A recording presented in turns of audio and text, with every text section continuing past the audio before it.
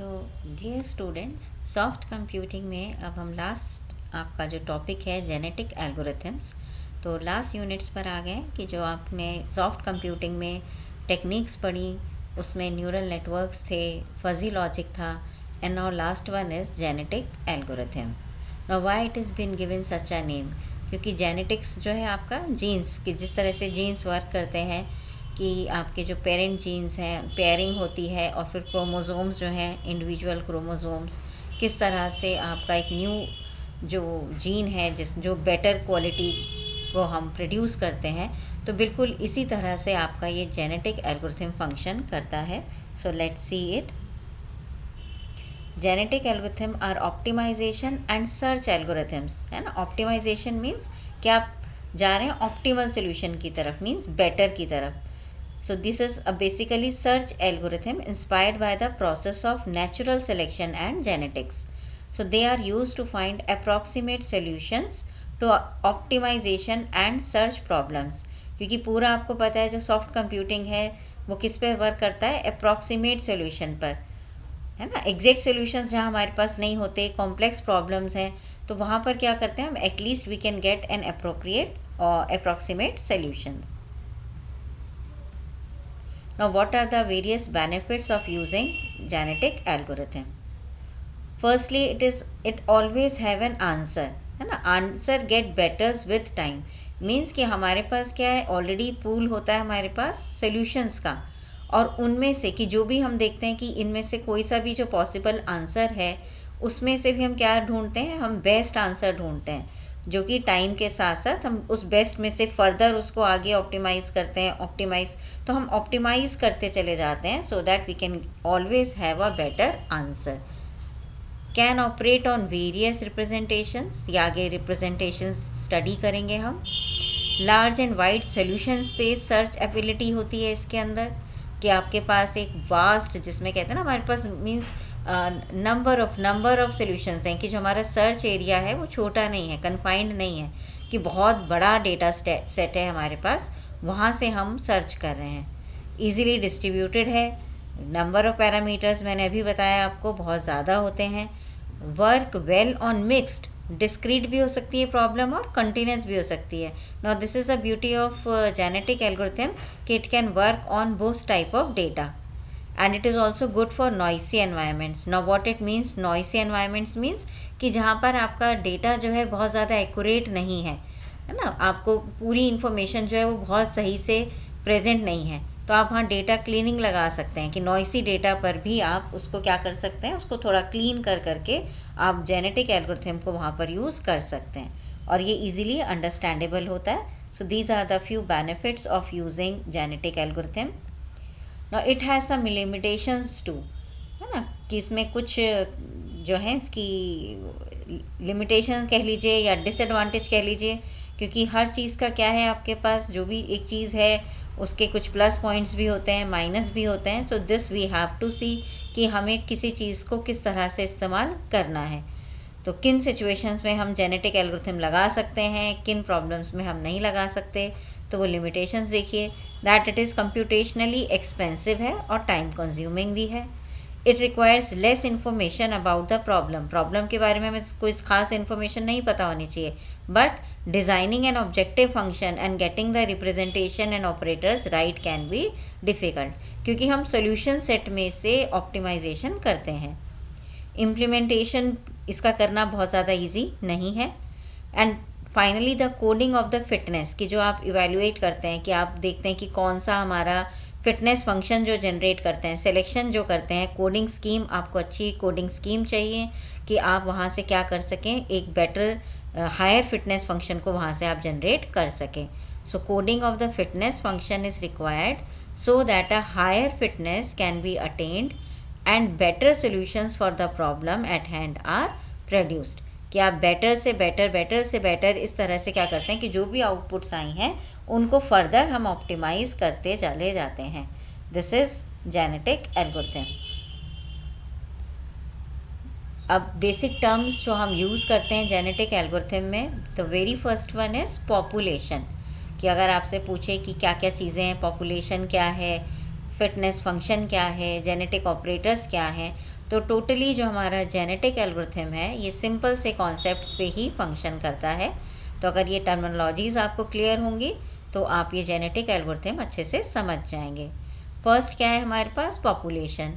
सो population क्या हो गया, अ सेट ऑफ पोटेंशियल सॉल्यूशंस, है ना, जो भी इंडिविजुअल्स हैं कि जो जो हमने कहा इस प्रॉब्लम का सॉल्यूशन हो सकते हैं, वो सब हम किस में कंसिडर करते हैं, पॉपुलेशन में। और इसको हम फर्स्ट कहते भी क्या है, इनिशलाइजेशन, है ना, इनिशियल जो हमारी स्टेट है ये। तो इंडिविजुअल्स हैं to the problem at hand, each individual is represented as a chromosome. तो जीन्स के फॉर्म में पढ़े तो ये क्या हो गया, हमारे क्रोमोजोम हो गए। टिपिकली एज बाइनरी स्ट्रिंग और अनदर सुटेबल एनकोडिंग। जनरली हम किससे फेमिलियर हैं, हम बाइनरी स्ट्रिंग से ज़्यादा फेमिलियर हैं। तो कोई और भी एनकोडिंग स्कीम हो सकती है, but generally we have binary strings की 0101 की फॉर्म में हमारे पास मान लीजिए वेरियस सॉल्यूशंस हैं किसी प्रॉब्लम के। So population basically means a set of solutions. Then second आता है हमारे पास फिटनेस फंक्शन। अब हम देखेंगे कि उस पॉपुलेशन में जितने भी सॉल्यूशंस हैं उनमें से हमें सेलेक्ट करने होते हैं अकॉर्डिंगली कि हमारा सबसे ज़्यादा हमारी गिवन प्रॉब्लम के हिसाब से इनमें से सबसे ज़्यादा अप्रोप्रिएट कौन है, या फिटेस्ट फंक्शन, फिटेस्ट सोल्यूशन मतलब बेटर सोल्यूशन क्या होगा, तो वो कहलाता है, वो जनरेट करता है fitness function. So a function that evaluates how well an individual solve the problem. The goal is to maximize or minimize. ये भी एक एग्जाम्पल से हम देखेंगे कि मैक्सिमाइजेशन की भी प्रॉब्लम हो सकती है या वो हमारे पास मिनिमाइजेशन की भी प्रॉब्लम हो सकती है। अब जैसे ट्रैवलिंग सेल्समैन प्रॉब्लम है, वहाँ हम देखते हैं मिनिमाइजेशन की प्रॉब्लम में देखते हैं। ट्रैवलिंग सेल्समैन प्रॉब्लम को अभी डिटेल में डिस्कस भी करेंगे कि आपको जैसे किसी सेल्समैन ने डिफरेंट सिटीज़ को विज़िट करके वापस अपनी सिटी पे आना है, तो हम देखते हैं मिनिमम कि उसको मिनिमम टाइम में, है ना, कम से उसकी सारी सिटीज़ भी कवर हो जाएं और उसको टाइम भी कम से कम लगे, तो वहाँ हमारा मिनिमाइजेशन की प्रॉब्लम है। मैक्सिमाइजेशन जैसे हमें कोई प्रॉफिट कि कम से कम इनपुट्स देने हैं हमें और हमको क्या करना है, मैक्सिमाइज़ करना है अपने प्रॉफिट को, तो वो हमारी एक मैक्सिमाइजेशन की प्रॉब्लम हो सकती है। Then genetic operators.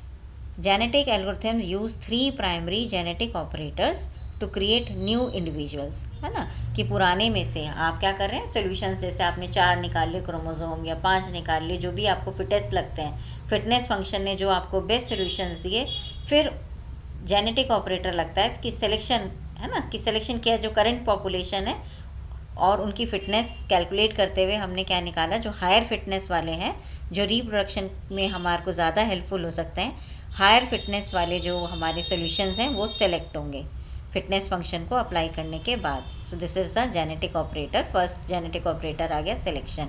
इसी तरह से फिर होता है क्रॉसओवर, कि जो हमने सेलेक्ट किया है उससे बेटर हमको ऑफस्प्रिंग कुछ प्रोड्यूस करना है, उसमें फिर क्रॉसओवर की टेक्निक्स लगाई जाएंगी। जैसे ये भी हम पढ़ेंगे, 1 पॉइंट क्रॉसओवर है या 2 पॉइंट क्रॉसओवर है, ये भी एक एग्जाम्पल के साथ भी अभी स्टडी करेंगे। तो ये नेक्स्ट हमारा ऑपरेटर आ गया क्रॉसओवर। एंड लास्ट म्यूटेशन, तो जो भी हमारा क्रॉसओवर के बाद जो ऑफस्प्रिंग जनरेट होता है, फिर उसको और बेटर करने के लिए हम और कुछ भी रेंडमली कोई टेक्निक लगा के क्या करते हैं, म्यूटेशन करते हैं। सो randomly alters some genes in an individual chromosome to introduce diversity into the population. Lastly, we have termination criteria. तो ऑपरेटर्स हो गए, जेनेटिक ऑपरेटर्स हो गए, selection, crossover, mutation, these are the 3 genetic operators. और अगर हम बेसिक कॉन्सेप्ट्स में देखें कि टर्मिनेशन क्राइटेरिया वो क्या होगा आपका, कि कहाँ आपको इसको जब आप सेटिस्फाई हो जाएं कि हाँ हमारा ये ऑप्टिमल सोल्यूशन आ गया है, तो वहाँ हम क्या करेंगे, terminate. So specifies when to stop the algorithm. Common criteria include a maximum number of generations, कि या तो आपको एक मैक्सिमम नंबर मिल जाए, और reaching a specific fitness threshold, कि जो एक हमारा थ्रेशोल्ड वैल्यू है या जो एक हमारी डिज़ायर्ड आउटपुट है वहाँ हम रीच कर गए, then we stop the function. ये जो हमारा बेसिक जेनेटिक एल्गोरिथम्स के स्टेप हैं, तो लास्ट स्टेप हम डिसाइड करते हैं on the basis of the reaching the desired threshold. Genetic representation. The genetic representation defines how the potential solutions to the problem are encoded as chromosomes, and the choice of representation depends on the nature of the problem. जैसे अभी हम discuss कर रहे थे कि हमारी जो nature है प्रॉब्लम की वो क्या है, मैक्सिमाइजेशन है या मिनिमाइजेशन है। जैसे कि एग्जांपल ले रहे थे हम ट्रैवलिंग सेल्समैन का। मान लीजिए हमारे को सेल्समैन ए सिटी पर है। अब हमारे पास इसको जो सिटीज़ कवर करने हैं, मान लीजिए B, C, D, E, suppose F is here. अब ये सिटीज़ इस तरह से हमारे पास सारे सिटीज़ हैं। तो इनमें टाइम होगा हमारे पास कोई ना कोई टाइम कि ए से बी पे जाने में, बी से सी या सी से डी, डी से ई पर आने में क्या टाइम लग रहा है। तो प्रॉब्लम क्या है कि उस कांस्टेंट क्या है कि वो जिस भी सिटी अपनी ओरिजिनल, जैसे मान लीजिए वो यहाँ से स्टार्ट करता है तो उसे वापस यहीं पर आना है, तो सारी सिटीज़ भी कवर हो जाने चाहिए। तो जैसे इसमें कैसे कर सकता है, वो ए से बी पर जा सकता है, बी से सी पर आ गया, सी से डी पर आ गया, then E, then F, and then return to A. So by this solution, a salesman starts from city A, cover all the cities and return back to its city. So this could be one of the solution. Similarly, he can select this path from A, he moves to E, then D, C, B, F and back to A. सो इस तरह से हमारे पास क्या हो सकते हैं, बहुत सारे सोल्यूशन हो सकते हैं कि जैसे ए से फिर वो एफ़ पे भी जा सकता है, एफ़ से बी पे भी जा सकता है, ऐसी ए से एफ़ पर जाके एफ़ से ई पर भी आ सकता है। तो इस तरह से क्या होंगे, हमारे पास कोई 4-5 सोल्यूशंस हमारे पास हो गए।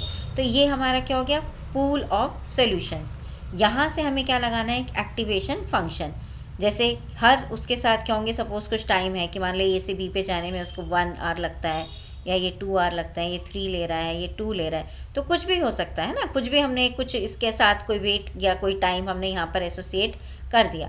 तो अब जब आप कोई भी पाथ ये फॉलो कर रहे हैं, तो जिस पाथ से हमारा सबसे कम कि सारे जब टोटल करेंगे इनका, जैसे ए से बी पर जाने में कैसे कितना टाइम लग रहा है, बी से सी पे कितना डिस्टेंस कवर हो रहा है, तो इस तरह से जो हमारा शॉर्टेस्ट डिस्टेंस आ जाए या कम से कम हमारा टाइम जहाँ पर लग रहा है वो हम सेलेक्ट कर लेंगे, तो वो हो गया हमारा सिलेक्शन।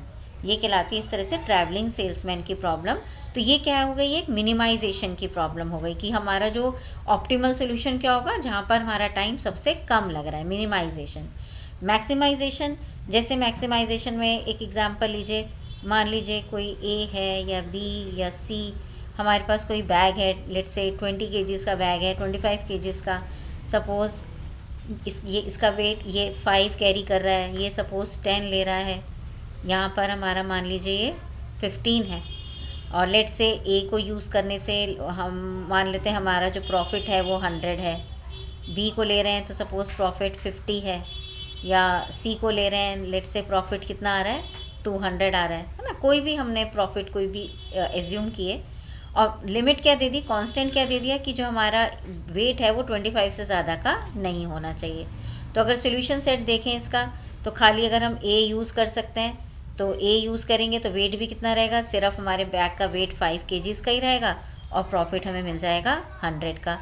अगर हम ए और बी को यूज़ कर लें, दोनों डाल लें, तो भी पॉसिबल है, क्योंकि वेट हमारा इसी लिमिट में रहेगा, 15 kgs इज़ लेस देन 25, पर हमें प्रॉफिट भी ज़्यादा मिल जाएगा, प्रॉफिट हो जाएगा हमारे पास 150 का।